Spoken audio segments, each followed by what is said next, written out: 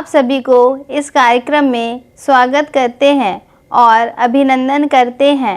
सर्वप्रथम यीशु मसीह में आप सभी को नमस्कार। सत्य पथ मिनिस्ट्री हमारे विचार में कई वर्षों से थी कि कैसे हम बड़े जन समूह को परमेश्वर के ज्ञान एवं उसकी इच्छा एवं उसके प्रेम का संदेश जो उसने मनुष्य जाति के लिए जो प्रदान किए हैं जन जन तक पहुंचाना है।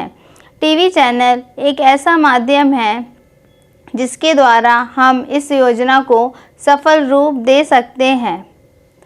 सत्य पथ मिनिस्ट्री श्री जेम्स कुरियन एवं उसके परिवार जबलपुर के द्वारा संचालित किया जाएगा। यह मिनिस्ट्री श्री जेम्स कुरियन एवं उनके पुत्र जयंत कुरियन एवं जॉन कुरियन, पुत्री ग्रेस तुहिन दास एवं पुत्रवधू कृपा जयंत एवं प्रियंका जॉन कुरियन इसमें सहभागी होंगे। यह कार्यक्रम हर शनिवार को टीवी चैनल में शाम 5 बजे से 5:30 बजे तक प्रस्तुत किया जाएगा। आप सभी से निवेदन है कि इस कार्यक्रम को देखें और आत्मिक लाभ उठाएं। जय मसीह की। आइए हम इस ग्रुप सॉन्ग को गाते हैं। आशीष तुझसे चाहते हैं। आशीष तुझसे चाहते हैं, हे स्वर्ग पिता हम आते हैं। आशीष तुझसे चाहते हैं, हे स्वर्ग पिता हम आते हैं। कोई खूबी है न लिया कर, बख्शो हमको अपनी ताकत। कोई खूबी है न लिया कर, बख्शो हमको अपनी ताकत। खाली दिलों को लाते हैं, खाली दिलों को लाते हैं, हे स्वर्ग पिता हम आते हैं। आशीष तुझसे चाहते हैं, हे स्वर्ग पिता हम आते हैं। हमने बहुत खताएं की है, रहे निकामे जफाएं की है। हमने बहुत खताएं की है, रहे निकामे जफाएं की है। शर्म से सिर झुक जाते हैं, शर्म से सिर झुक जाते हैं, हे स्वर्ग पिता हम आते हैं। आशीष तुझसे चाहते हैं, हे स्वर्ग पिता हम आते हैं। तुम हो शक्तिमान प्रभु जी, दया भी है अपार प्रभु जी। तुम हो शक्तिमान प्रभु जी, दया भी है अपार प्रभु जी।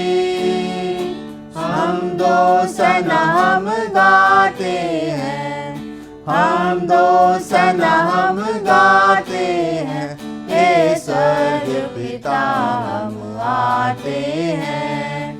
आशीष तुझसे चाहते हैं, हे स्वर्ग पिता हम आते हैं। 17वें एपिसोड में हम सावधानियों के बारे में, क्या क्या सावधानियां हमको बरतना चाहिए अपने जीवन में, ये प्रभु का वचन हमको बतलाता है। प्रभु की वाणी ये बतलाती है कि हमको कई चीज़ों में सावधानी बरतना है, प्रिकॉशन लेना है। एक कॉशन देती है, एक चेतावनी देती है कि सावधान हो जाना चाहिए, सावधानी बरतना चाहिए। हम जब मार्ग में चलते हैं तो मार्ग में कई जगह लिखा रहता है सावधान, आगे खतरा है, आगे दुर्घटना हो सकती है, सावधान रहिए। आगे मोड़ है, आगे स्कूल है, आगे व्यस्त है, आगे बाजार है, आगे ये है, आपको सावधानी बरतना है। कई प्रकार की सावधानियां हमको जीवन में बरतनी पड़ती है। उन सावधानियों पर हमको ध्यान देना पड़ता है। परमेश्वर का वचन क्या कहता है? पहली सावधानी, परमेश्वर का वचन ये कहता है कि मनुष्य को दिखाने के लिए धर्म का काम ना करना चाहिए। यदि आप धर्म का काम करेंगे मनुष्यों को दिखाने के लिए, तो वैसा काम हमको नहीं करना है। हमें इसमें सावधानी बरतना है, हमको कोई फल नहीं प्राप्त होगा। मत्ती के अध्याय में प्रभु यीशु मसीह कहता है, प्रभु यीशु मसीह की वाणी है। ये 6वां अध्याय, उसका पहला पद शुरू ही होता है, सावधान, सावधान रहो, तुम मनुष्यों को दिखाने के लिए कोई धर्म का काम ना करो, नहीं तो अपने स्वर्गीय पिता से कुछ भी फल ना पाओगे। हम कुछ धर्म के काम करते हैं, हम कुछ ऐसा कुछ असाधारण काम करते हैं, मगर मनुष्य को दिखाने के लिए यदि हम करते हैं, हमारा शुद्ध विवेक नहीं है।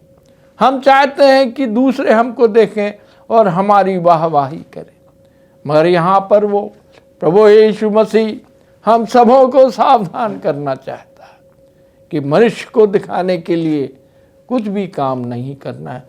अक्सर हम इस प्रपंच में फंस जाते हैं, मनुष्य को दिखाने के लिए अपना काम करते रहते हैं, अपने सद्गुण का बखान करने के लिए, दिखाने के लिए, ऊपरी दिखावा करने के लिए हम काम करते रहते हैं।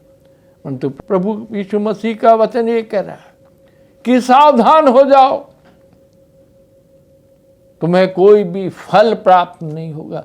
स्वर्गीय पिता हमारे मनों को जांचता है, हमारे मनों को जानता है, हमारा क्या उद्देश्य है वो उसकी समझ है।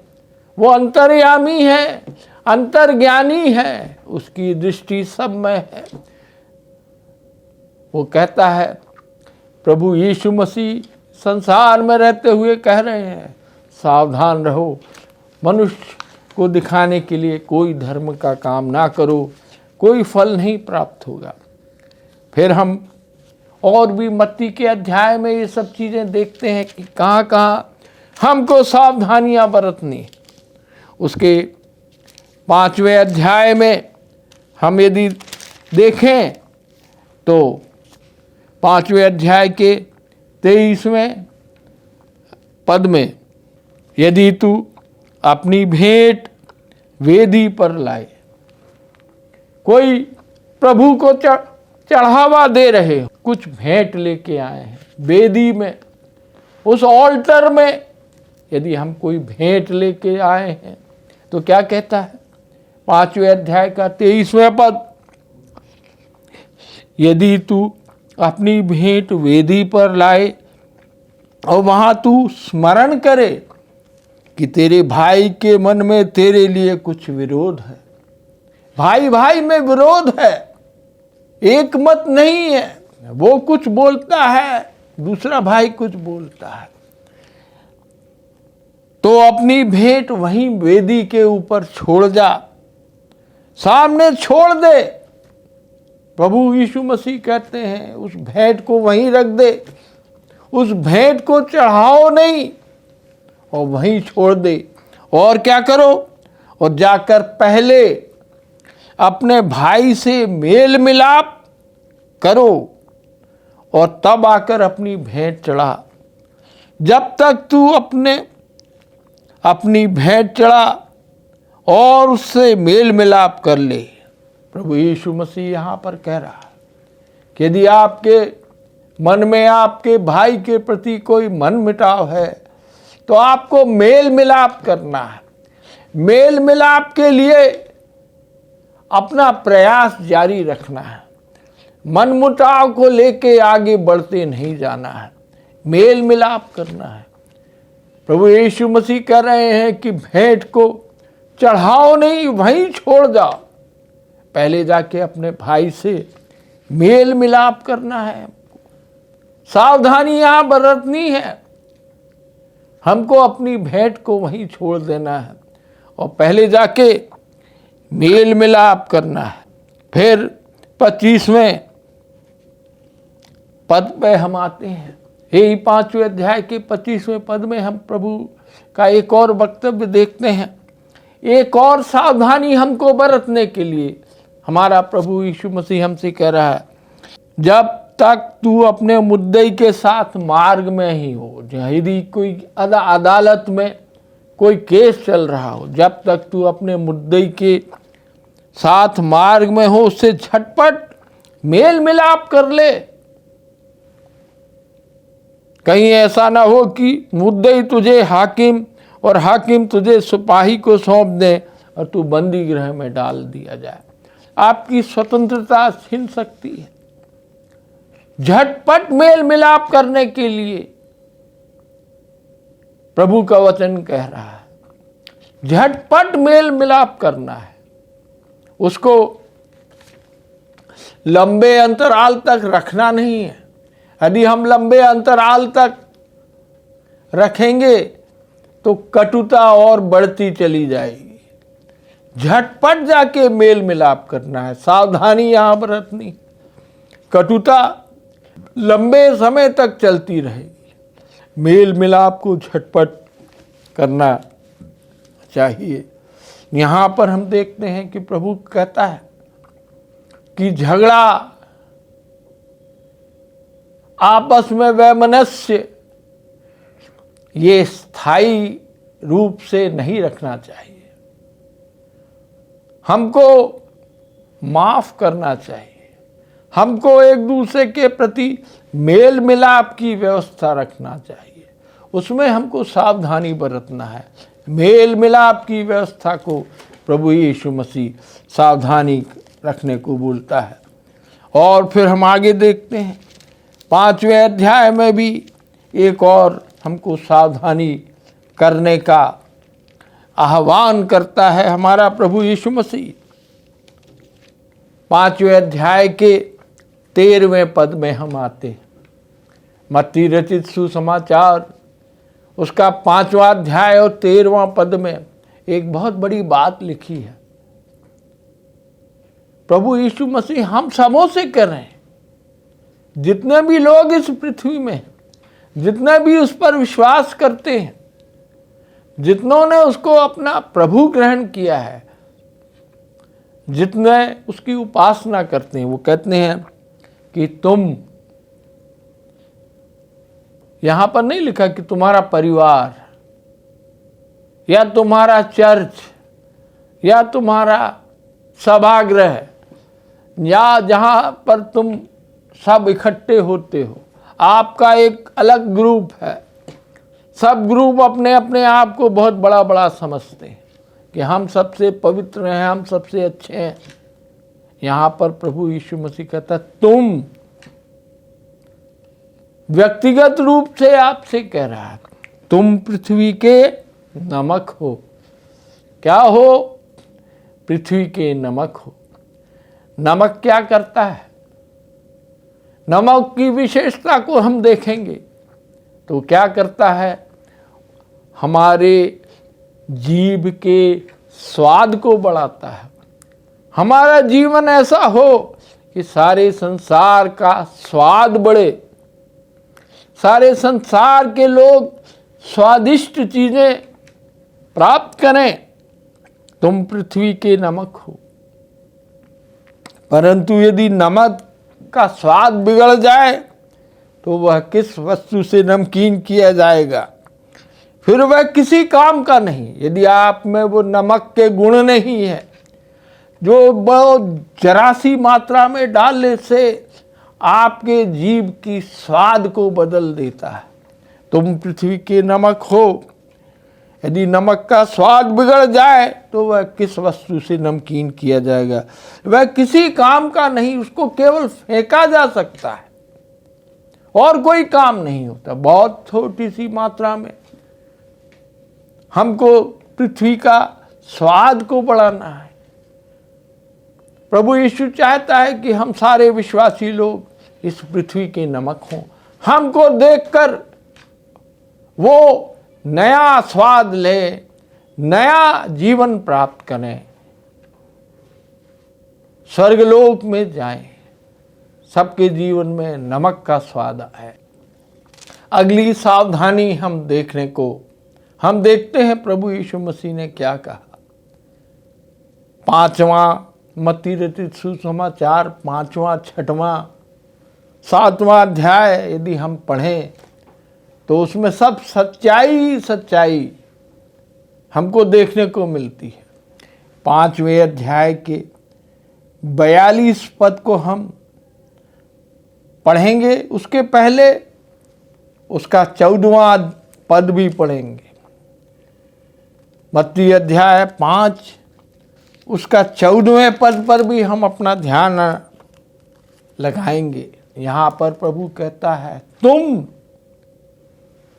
हमको सावधान रहना है, तुम जगत की ज्योति हो। कितना बड़ा वक्तव्य है। हम में से हमेशा प्रकाश निकलते रहना चाहिए, हम प्रकाशमान रहना चाहिए, हमारा प्रकाश कम नहीं होना चाहिए। वो कहते हो, प्रभु यहाँ कह रहा है तुम जगत की ज्योति हो।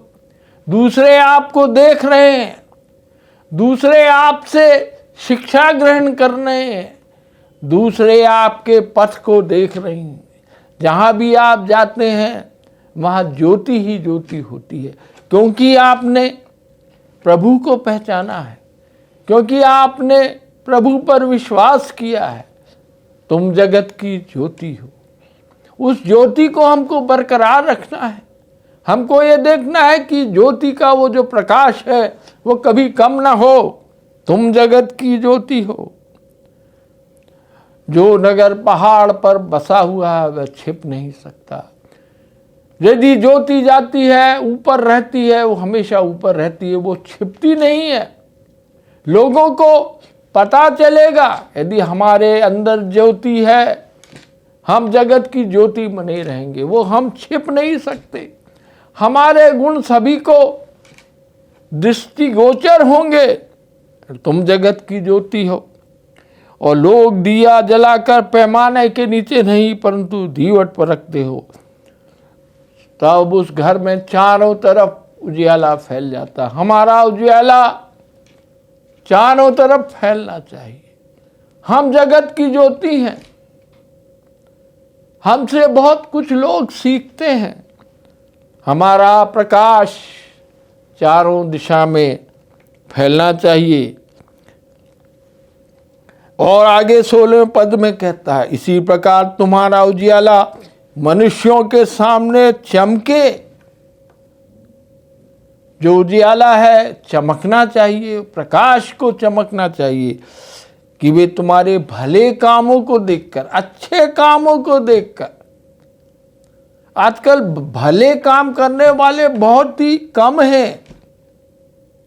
बुरे काम करने वाले बहुत सारे लोग मिल जाएंगे, परंतु यहाँ कहता है कि तुम्हारे भले कामों को देखकर तुम्हारे पिता को जो स्वर्ग में है वो बड़ाई करेंगे, अनंत जीवन के वारिस होंगे, अपने प्रकाश को चमकाएंगे, प्रकाश चारों तरफ फैलाएंगे।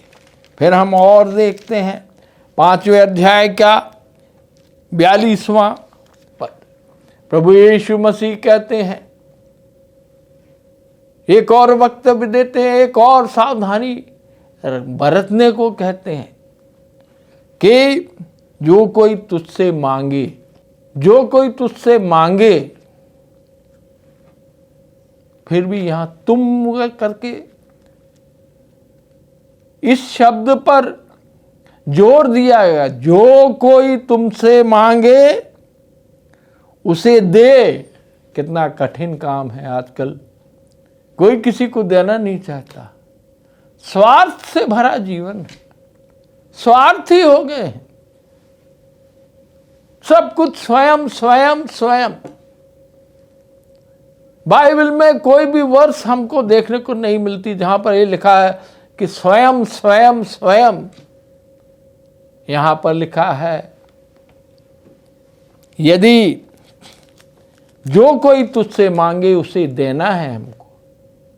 हम इसमें बड़ी भूल कर देते हैं, हम नहीं देना चाहते। हमारी प्रिय वस्तु हम अपने पास ही रखना चाहते हैं, हमको उसकी जरूरत नहीं है तो अभी हम संचय करते रहना चाहते हैं, हमारे भंडारों को भरना चाहते हैं, हमारे भंडार भरे रहें, उसमें कोई कमी ना आने पाए। आजकल तो ये हो गया है कि लोग सोचते हैं कि हमारी जो आने वाली पीढ़ियां दर पीढ़ी से ऊपर वो इस सुख का उपभोग कर इतना संचय करना चाहते हैं। परंतु प्रभु का वचन क्या कह रहा है? जो कोई तुझसे मांगे उसे दे, और जो तुझसे उधार लेना चाहे उससे मुंह ना मोड़। हम बहाना बना लेते हैं, अभी हमारे पास कुछ भी नहीं है आपको देने के लिए। कैसा कटु सत्य वचन है, कैसी सावधानी बरतने का। हमारे पास रहते हुए भी हम कह देते हैं कि हमारे पास कुछ नहीं है, आगे जाइए। जो कोई तुझसे उधार मांगे उसे मुंह ना मोड़। बड़ा अचंभा करने वाला ये वचन है, कितना सत्य वचन है। हम मुंह मोड़ लेते हैं, हम कुछ दूसरी बात करने लगते हैं। जो कोई तुझसे उधार मांगे, उधार देना है। यदि आपके पास पैसा है तो आपको उधार देना है। परमेश्वर का वचन ये कहता है, प्रभु यीशु की वाणी ये कहती है कि जो कोई तुझसे उधार मांगे आपको देना है। आपको अपना मुंह मोड़ना नहीं है उनसे, उसके निवेदन को स्वीकार करना है। प्रभु यीशु मसीह के वचन काफी गंभीर है, हमको अपने अंतर्मन को देखने को विवश कर देता है। हमारे अंतःकरण में ज्वाला फैला देता है, आग उगल देता है। हमको अपने जीवन में कई घटनाओं का स्मरण होने लगता है और फिर हम एक और सावधानी देखना चाहते हैं। प्रभु यीशु मसीह सावधान करने वाला है, हम विश्वासियों को सावधान करने वाला है, हर मसीहियों को सावधान करने वाला है। मत्ती 5:44 में क्या लिखा है? परंतु मैं तुमसे यह कहता हूं, फिर भी ये तुम वर्ड आया, इंडिविजुअल वर्ड आया। आप ये नहीं कह सकते कि हमारे पिता तो बहुत अच्छे, सबको उधार देते थे, सबका ये गुण था, ये करते थे, वो करते थे। उस पे आप शरण नहीं ले सकते हैं। प्रभु कहता है परंतु मैं तुमसे यह कहता हूं कि अपने बैरियों से प्रेम रखो और सताने वालों के लिए प्रार्थना करो। आपके जो भी दुश्मन हैं, हम हमेशा उन लोगों का अहित चाहते हैं, उनका अहित हो जाए। बैरी लोग हैं जो आपके दुश्मन हैं, मगर प्रभु का वचन ये कह रहा है अपने बैरियों के से प्रेम रखना है। जो आपसे घृणा करते हैं, आपसे बैर रखते हैं, आपकी हानि चाहते हैं, उनके प्रति तुमको क्या करना है? प्रेम दिखाना है और अपने सताने वालों के लिए प्रार्थना करना है। सताने वालों के लिए प्रार्थना करना है, उनको शाप नहीं देना है। हम बड़ी जल्दी शाप देने लगते हैं, अरे उसका भला ना हो, उसके घर में ये हो जाए वो हो जाए, शाप देने लगते हैं।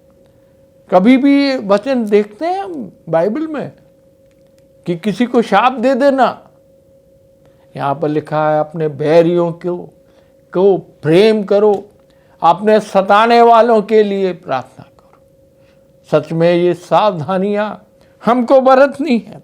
अपने बैरी से प्रेम रखना है, अपने सताने वालों के लिए प्रार्थना करना है। हम देखते हैं कि प्रभु यीशु मसीह ने कलवरी क्रूस पर अपने बैरियों और उसके सताने वालों के लिए क्या कहा? क्या कहा उसने? 7 वाणियों में एक वाणी है, बड़ी प्रसिद्ध वाणी है, हे पिता इन्हें क्षमा कर, इस जनता को क्षमा कर। सताने वालों के लिए उसने प्रार्थना की।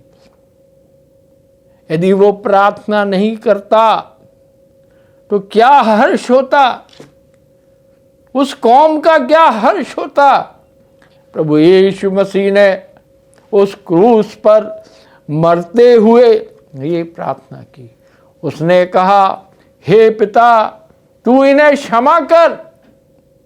हमको भी अपने सताने वालों के लिए प्रार्थना करना है। फिर हम मत्ती के 6वें अध्याय के 25वें पद में आते हैं।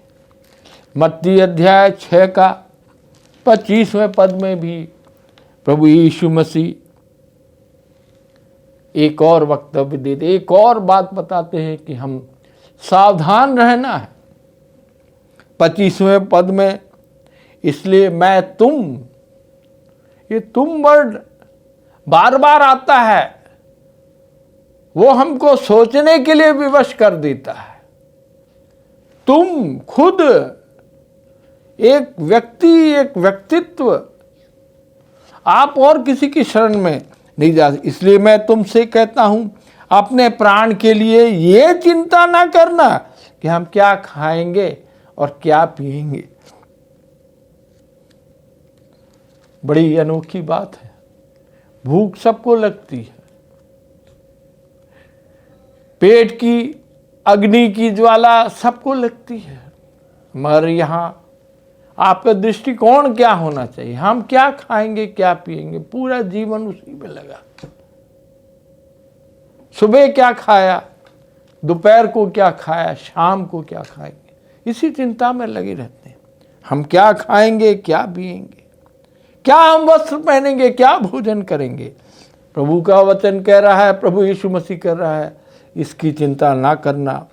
फिर मत्ती 7 के 1 और 2 पद में हम आते हैं तो वहाँ भी प्रभु ने एक कहा है, दोष मत लगाना है। हमको किसी पर दोष मत लगाना है। अक्सर हम दोष लगाने रहते हैं।